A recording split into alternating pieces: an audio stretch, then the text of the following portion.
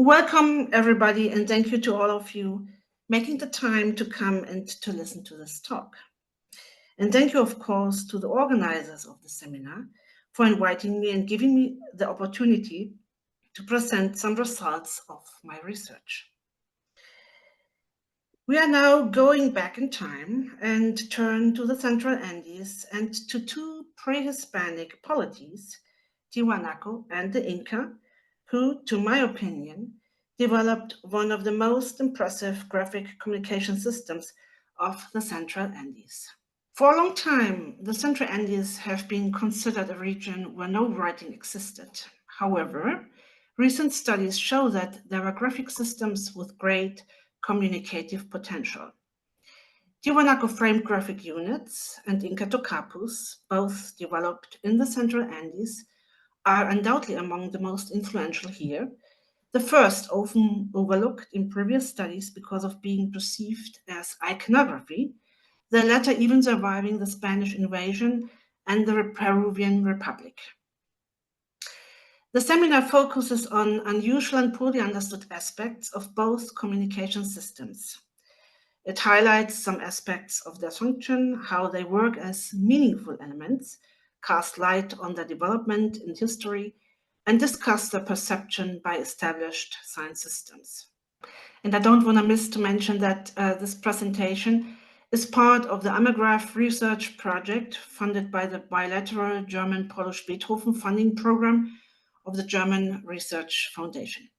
Yeah, this is the contents I will cover today. Of course, I will talk about the two graphic communication systems, Tiwanaku framed graphic units and Inca Tocapus.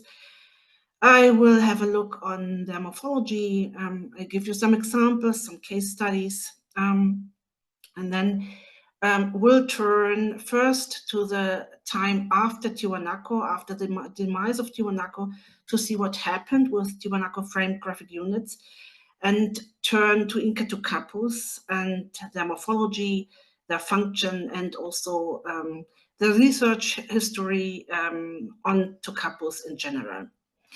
And finally, I will go to the colonial period to see what happened with Tocapus in the colonial times, in the Peruvian Republic, and in the modern era. This is the program for today.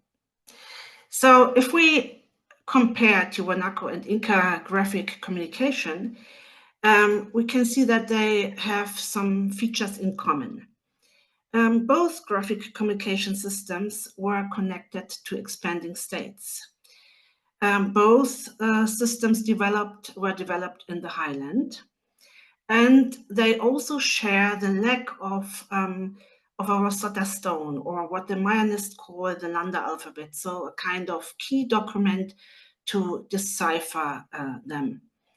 But they also show differences. One of them is that the number of Tocapus is much bigger than the number of Tiwanaku framed graphic units. And the other difference is that in contrast to Tiwanaku framed graphic units, Inca Tocapus always have attracted attention, which was not the case. Which was not the case with the Tiwanaku framed graphic units. So the Tiwanaku polity, which was located in the southeastern basin of Lake Titicaca, was one of the most influential in the Central Andes. With its rise, a distinctive material culture developed that was characterized by a graphic communication system, which scholars have examined with varying degrees of success. And you see on the right a map of the Tiwanaku area of extension. It's quite huge. It covers part of Peru and also part of Bolivia and the north of Chile and Argentina. After Tiwanaku figured prominently in Inca myth and ritual, historical knowledge of the Tiwanaku civilization was already lost by the 16th century. Although local people knew that the Tiwanaku ruins predated Inca rule, they could not name the people who built them. And it's exactly this paucity of historical sources. It's one of the reasons that in the modern era, Tiwanaku graphic communication system is mostly described in terms of iconography, focusing on composite figures, on themes, on genres of action and narratives. And there are a few exceptions, for example, Arthur Posnanski in particular, who has pointed to the existence of signals of signs in the Tiwanaku GCS.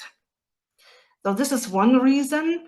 The other reason for the fact that Tiwanaku graphic communication is mostly perceived in terms of iconography is definitely a strong focus on one monument, in the analysis on one monument, and that is the so-called Sun Gate, a very famous monument with a very elaborate staff god iconography, and which was considered a key element in understanding Tiwanaku visual expression. However, Tiwanaku GCS, Tiwanaku Graphic Communication System, consists also of another graphic format than iconography with communicative potential. It is small-scale graphs that comes along with a complex iconography.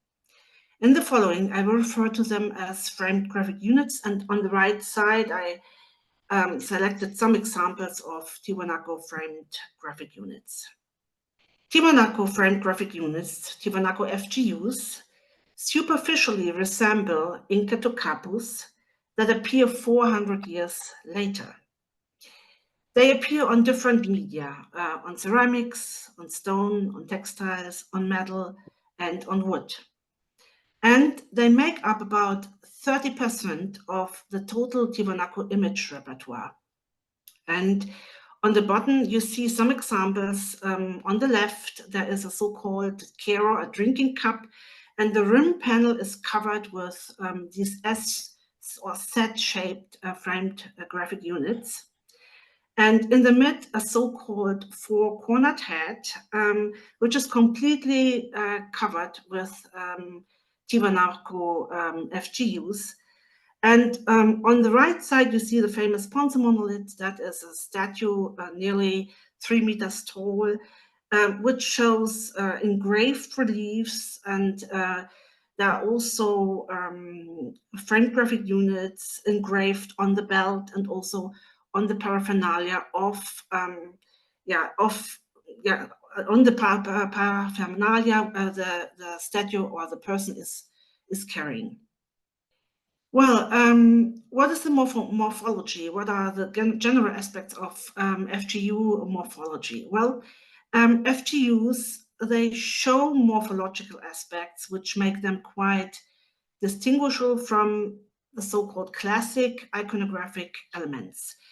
For example, they are syntactically disjoint. That means they are separated from each other by frames or by different background colors.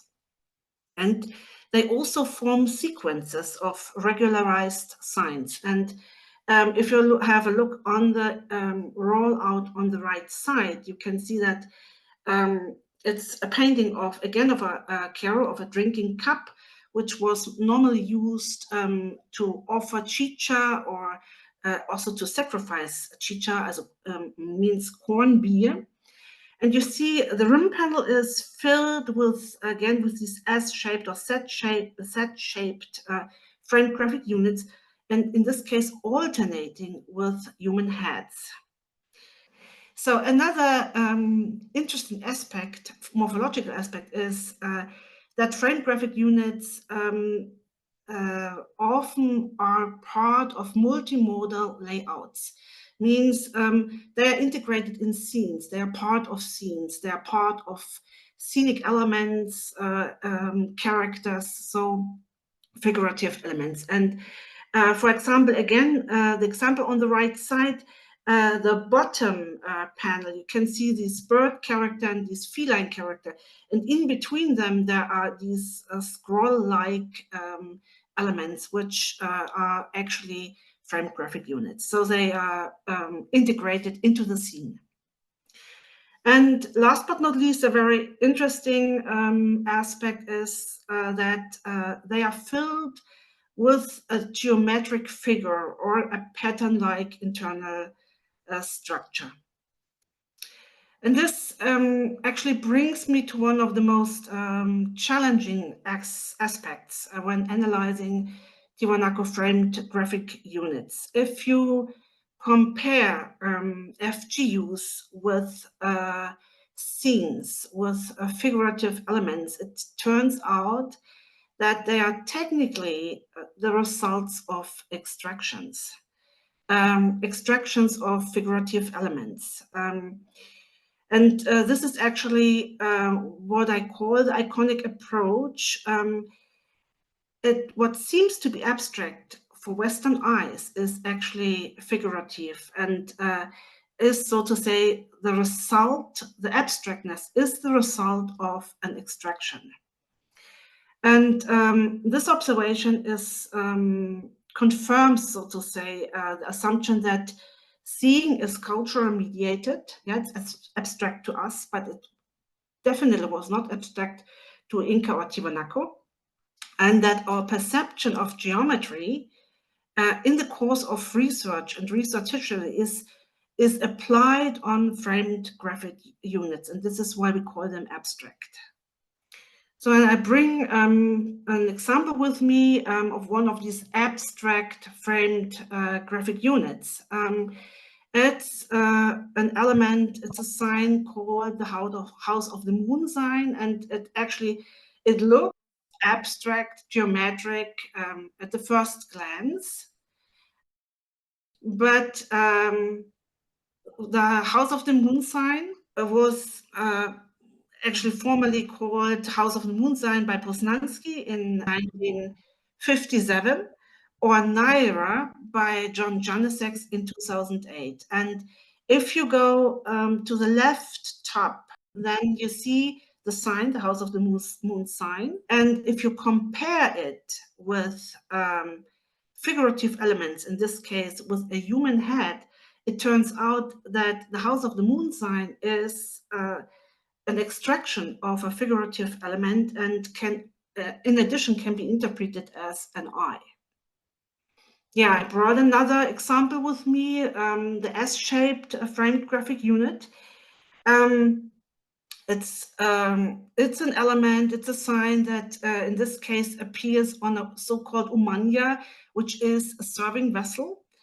And if you have a look on the roll out on the top right, you see an S-shaped FGU alternating with heads of black and orange jaguars.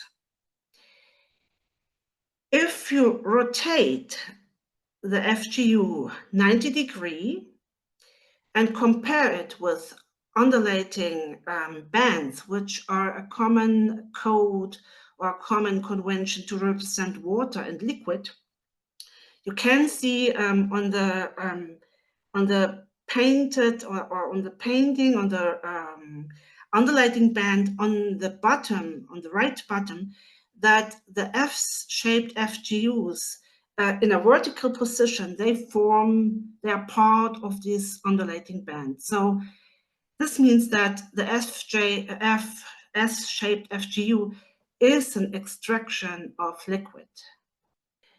In addition to these regular FGUs, there are also three-dimensional ones.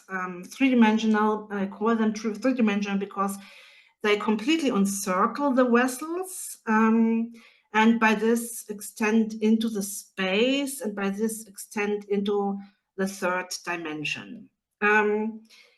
Three-dimensional FGUs can be described as band-like close-up or extractions of, again, of figurative motifs. And again, I brought an example.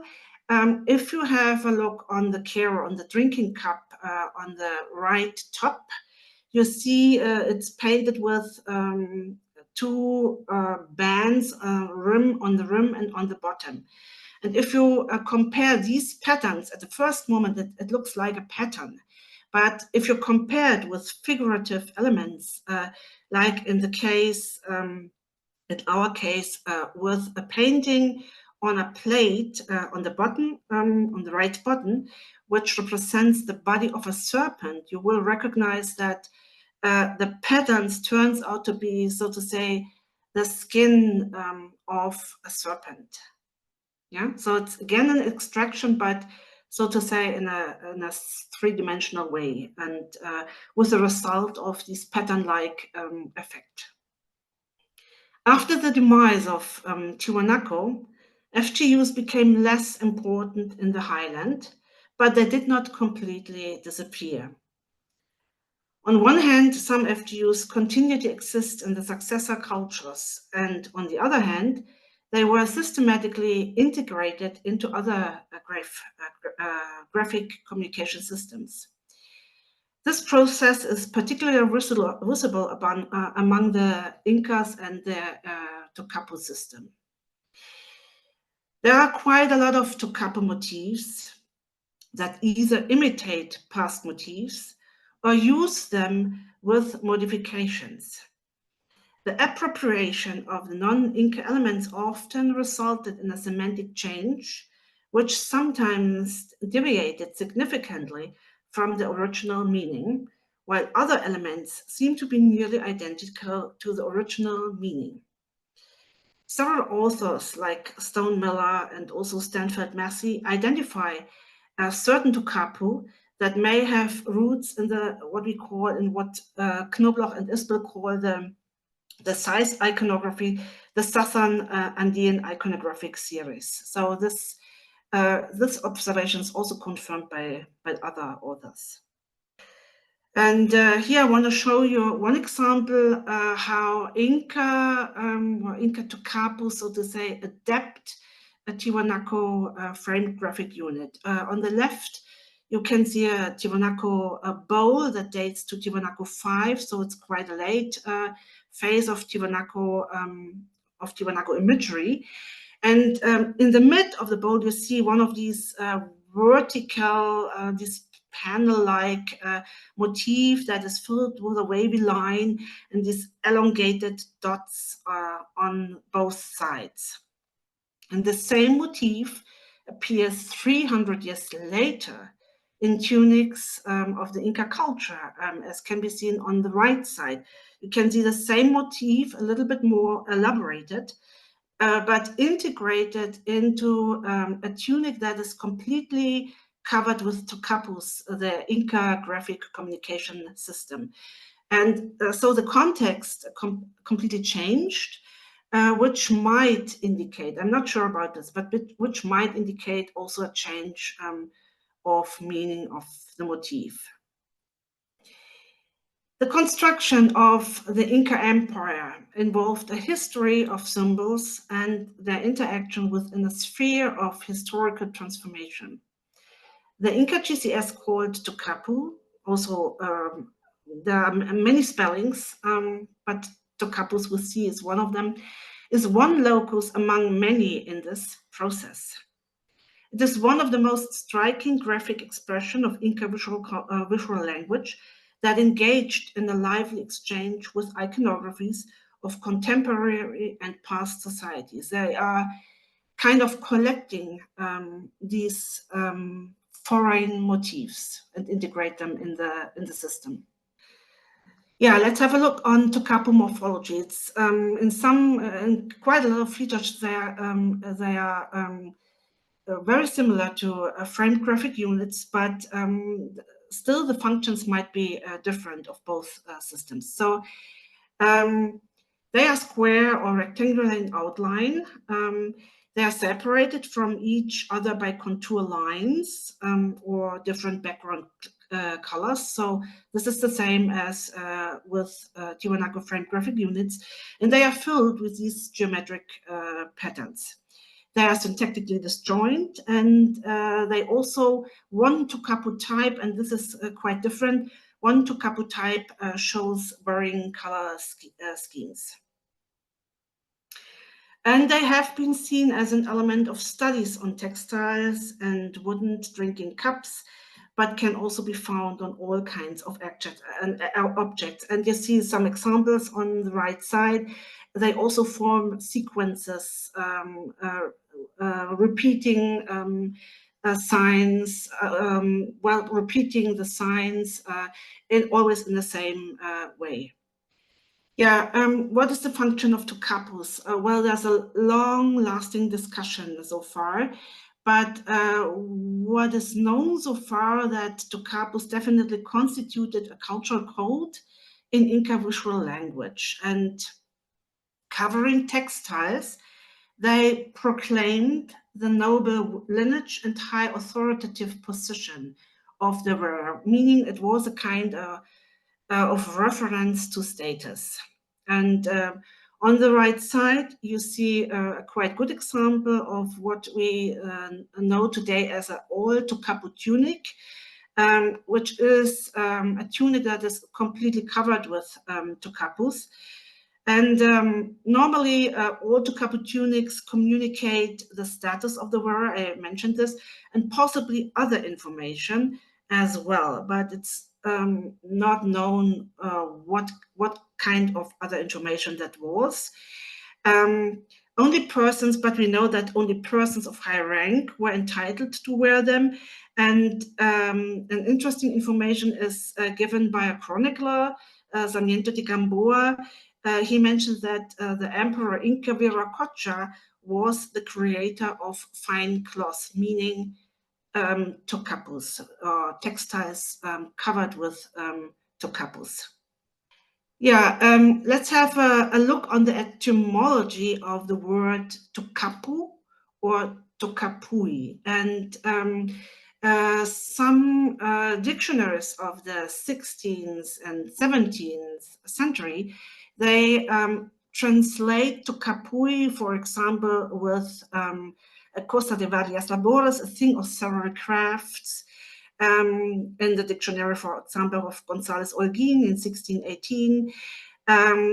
Tocapui also was translated in another dictionary of González Holguín as cosa muy galana o calquegala o buen vestido que estos lo eran del Inca. It's a very gallant thing, or any finery or good dress, those that were from the Inca.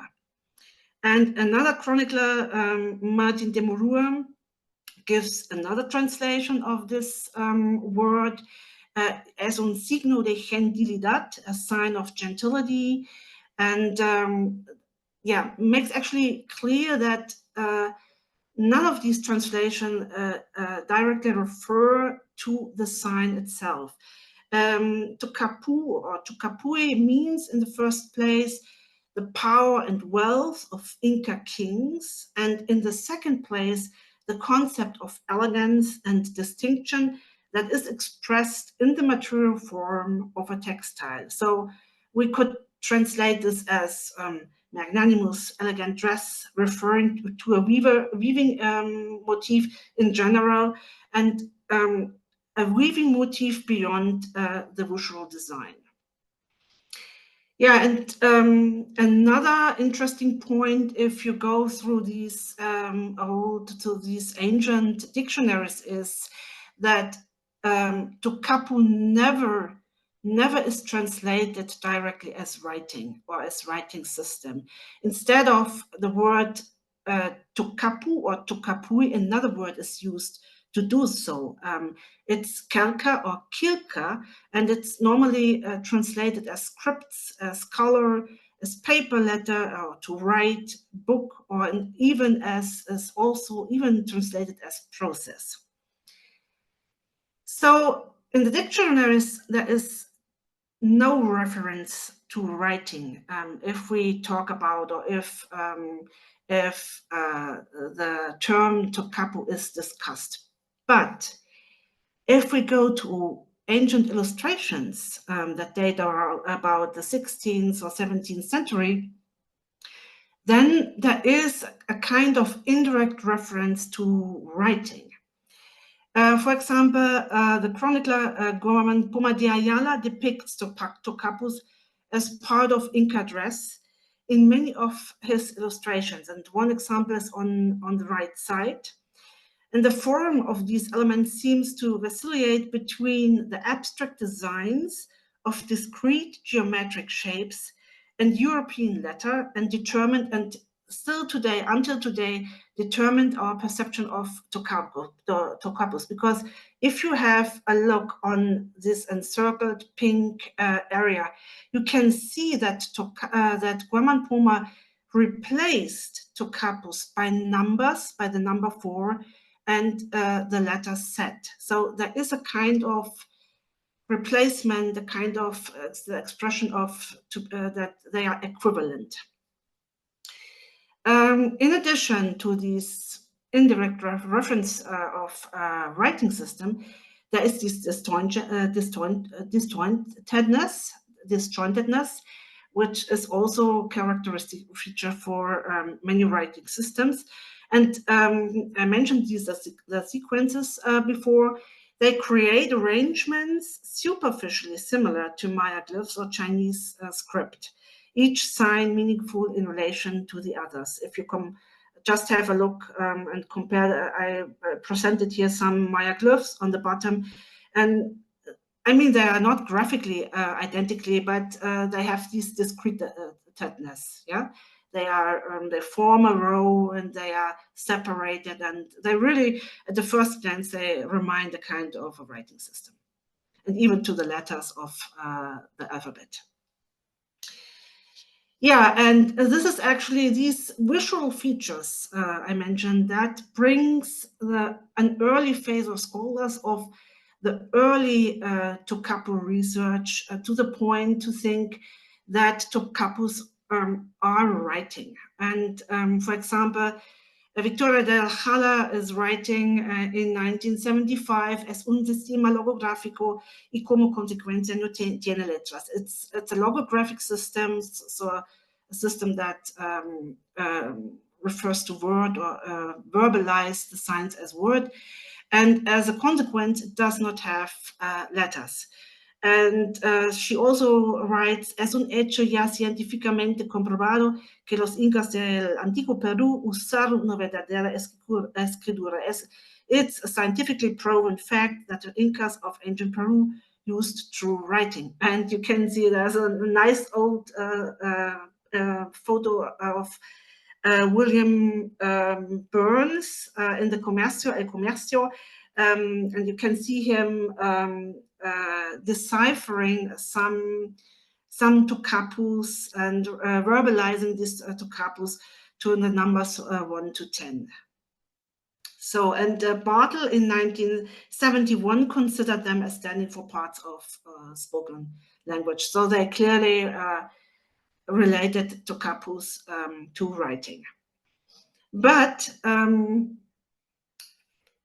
because of the abstractness of Tocapu, they actually could not decipher Tocapu. So they came to a kind of, it was a dead end. And so, there was no decipherment in the sense of, we have a Rosetta Stone, I mentioned this, there was no Rosetta Stone, there was no Lambda alphabet. And so it stayed at a certain point, they left the graphic level and turned to non-graphic levels to approach the meaning of Tocapus. And Rowe, for example, in 1994, she already argues against the writing tier theory. And then came quite a lot of authors, Kuprienko, Kispernoli, and many, many more, with studies that tend to explain Tocapus as heraldic signs, for example, or as a mirror of social religious concepts like Anan and Uri, top and bottom, so to say, or signs of personal names and special divisions of Tawantinsuyu, and also Tocapu, who designate the directions of sekes. I can explain this later if there are questions.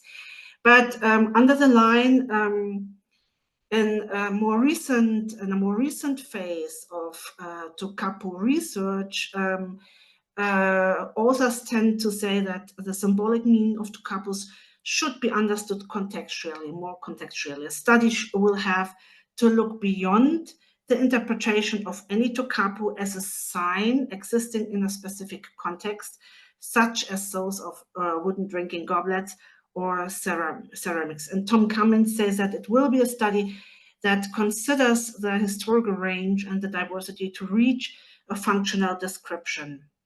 He also says that in addition to quipus, to the knotted strings, the main Tocapus are the main visual and physical bearers of knowledge. So he clearly agrees to the importance of Tocapus in the Inca communication system.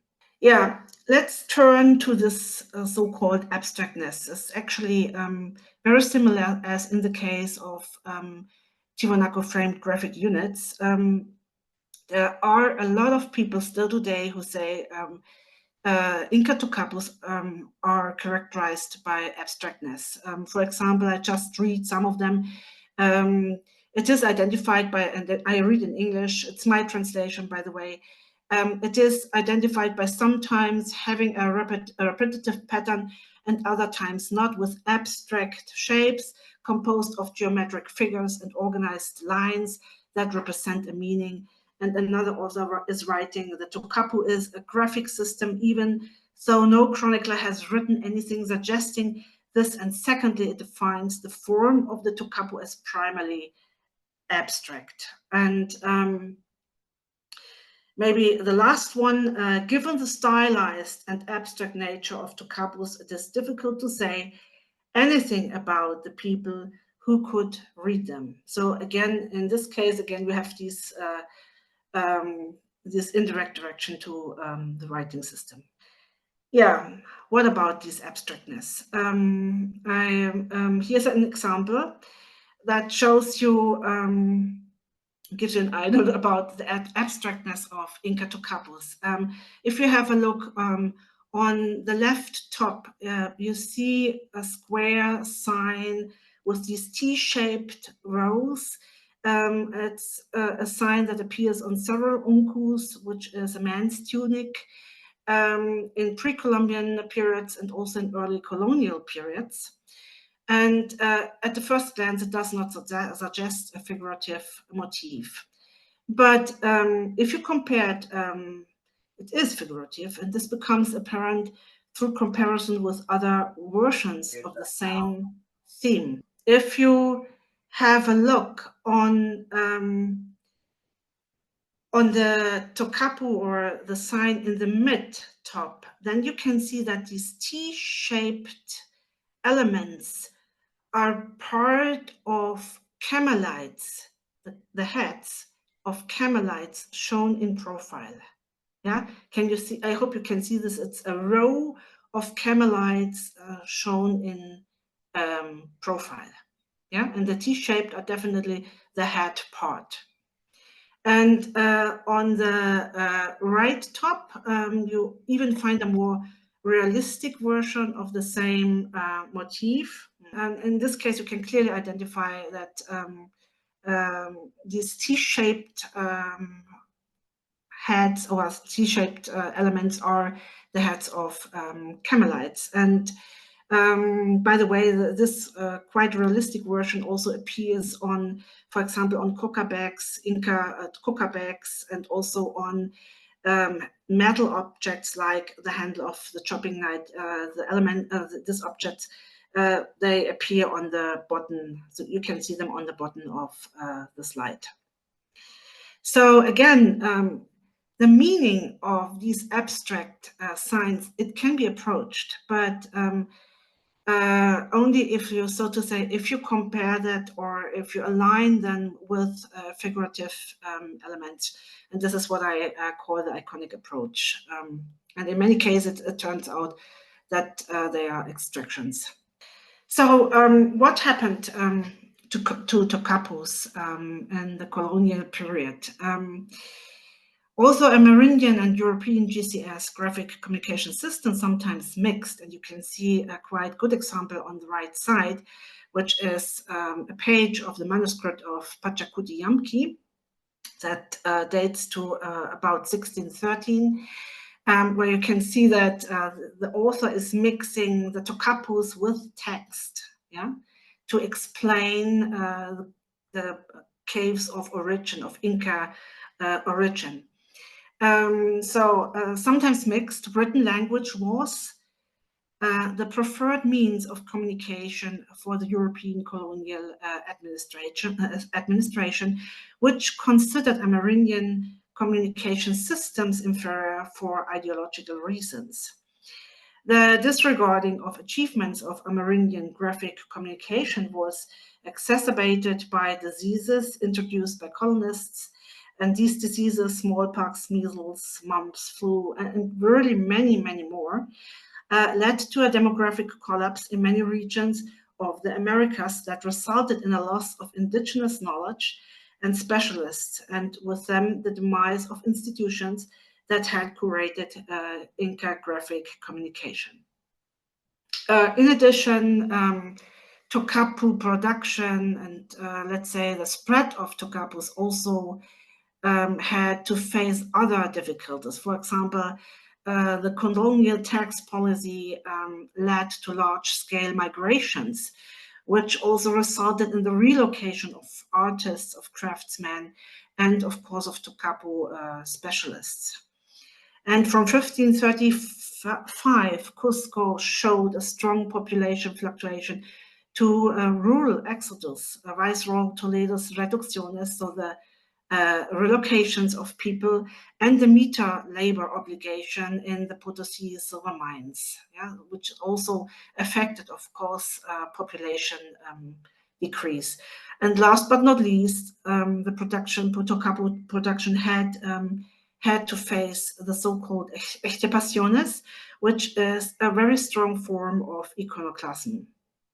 And I just quote Viceroy Francisco de Toledo in English, and as the aforementioned Indians also worship certain types of birds and animals, and to this and they paint and work them in the wooden maids that they make for drinking, as well as those made in silver and on the doors of their houses, and also weave them in the frontals and canopies of the altars and paint them on the walls of churches. I therefore order and require that those who find them have them scraped off and remove them from the doors where they were, and that they also be prohibited for weaving them in the garments they were. So actually the law was clear, no Tocapus at all, not woven, not painted, nowhere. But practice definitely looked different.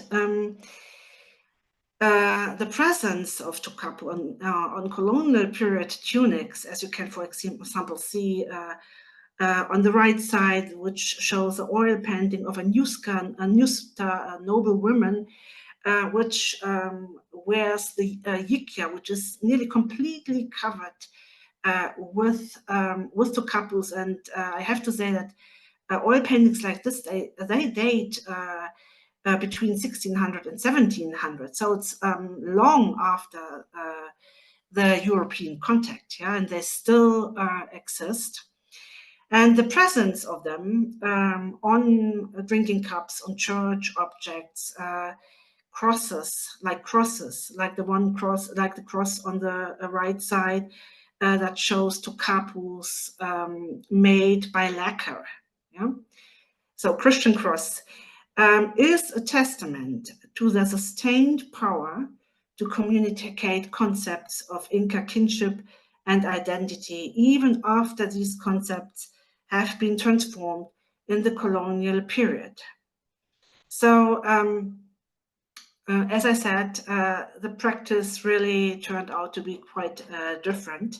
And yeah, and I'll show you in the next slide how Tocapus were, so to say, adapted. What strategy they applied, so to say, to preserve Tocapus. Mostly it was the adaptation of colonial motifs, which were visually similar to the Inca motifs. And I show you one example here. I mentioned one of these signs, the very realistic version of this row of camelites. And if you go to tunics that dates to the colonial time, you will see that they replaced the camelites with jumping horses. Yeah, so they still follow the same pattern, roughly even the same color pattern, but they replace the camelites with horses. After the revolution, the role of the colonial administration became increasingly less important in Andean economic life since the late colonial period, as forms of rule became more and more privatized. The revolution and republic period brought greater openness to the world market and an opening for foreign companies to exploit resources. By the way, this is a tendency that still continues. As a result of opening up to the global market, there is greater commoditization of textiles, which are the main medium for Paya. Paya are definitely, today people talk about Paya, and they are definitely the successor of the Tocapus. They don't call it anymore Tocapus, if they call them at all Tocapus, but the same motifs, so to say, are called Paya today. As indigenous epistemologies and languages disappear from colonial cities, knowledge of Tocapus increasingly became the domain of indigenous rural populations. They survived in what today are known as the Paya. I mentioned this, a catch-all word for motif that can be found on textiles of all kinds. In the more remote regions of Peru, for example, near the Endangered mountain, it's close to Cusco. It's a very famous region for the production of textiles. Weavers continue to create payai about how the lives, environment, language, and heritage are interrelated. And a very quite famous payai textile Yikwa from the Endangered region. I took this photograph from Heather Heckman in 1991. There is a commoditization of textile, which is considered to endanger the Paya GCS by destroying the symbolic meaning of the motifs, because scholars think they are reduced, they get reduced to mere decorations. But as for example, shows the case study of Tequila Island, the changing biography of the textiles shows us how Tequilians recreate and adapt their textiles to the demands of the market.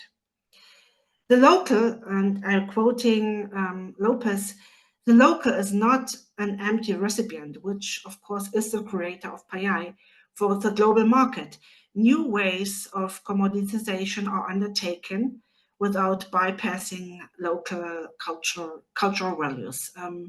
Actually pointing in a direction which makes hope, I have to say, which shows that the production is actually quite active and quite alive, so to say. So, and by this, thank you to all of them, and yeah, thank you for listening.